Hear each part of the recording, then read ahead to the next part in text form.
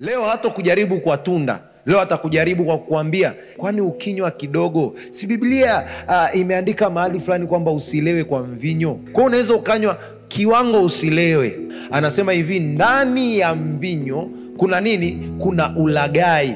There is corruption in it. Kwa manake hamna siku utakunywa ufike kiwango cha kupima kwamba imetosha.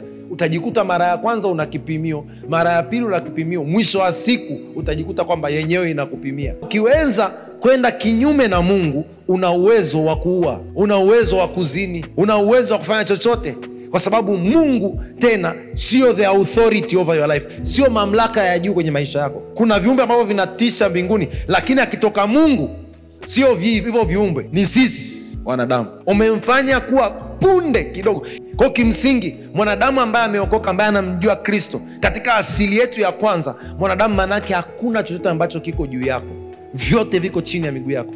Ndio tunawaambia kula tunda haikuwa shida. Changamoto ni kwamba walipokula tunda walipata uwezo wa kuyafanya mema na mabaya, na Mungu hakukusudia wanadamu wafike hatua ya kuchagua kati ya mema na mabaya.